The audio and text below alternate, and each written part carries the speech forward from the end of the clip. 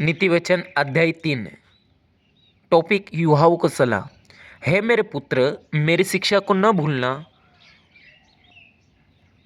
अपने हृदय में मेरी आज्ञाओं को रखे रहना, क्योंकि ऐसा करने से तेरी आयु बढ़ेगी और तू अधिक कुशल से रहेगा।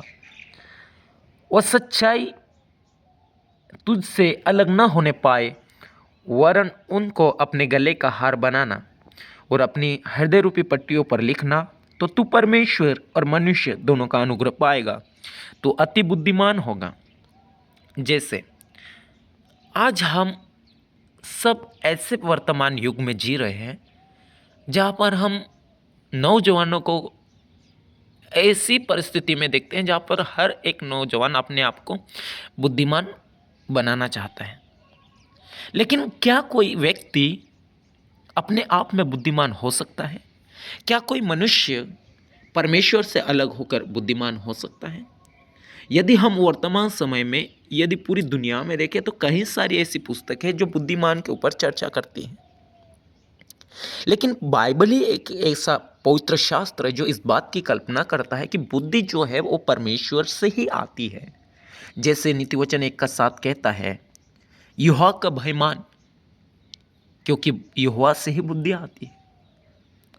जब एक जवान जो है वो परमेश्वर से भय मानना शुरू कर देता है, परमेश्वर का भय मानता है और उससे डरने लगता है, और उसका जो भय है उसके दिल से निकलता है, तो वो परमेश्वर के लिए एक बुद्धिमान का मार्ग ठहरता है। उसी प्रकार से अध्याय 3 में परमेश्वर का वचन ये कहता है कि तू परमेश्वर और मनुष्य दोनों का अनुग्रह पाएगा तो तू अति बुद्धिमान होगा। कब ऐसा होगा? कब यह बुद्धिमान होगा? जब वो परमेश्वर की आज्ञाओं को अपने हृदय में बिठा के रखेगा। जो जो कार्य परमेश्वर जवानों को करने के लिए कहता है उस कार्य को वो करते हैं, उसको अपने हृदय में बिठा के रखते हैं, तो परमेश्वर उसके कार्य को जरूर संपूर्ण करेगा।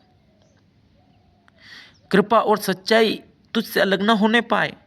कभी भी एक जवान है वो कृपा करना और सच्चाई से कभी अपने आप को न मोड़ना पाए, क्योंकि परमेश्वर का वचन कहता है सच्चाई यदि तेरे मन में होगी और कृपा अगर तेरे जीवन में होगी, तू यहोवा से अपने बुद्धि को प्राप्त करेंगे और वही बुद्धि तुझे ऊपर उठाएगी, अपने मार्ग में लेकर चलेंगी। परमेश्वर इन वचनों के द्वारा आपको आशीष करें।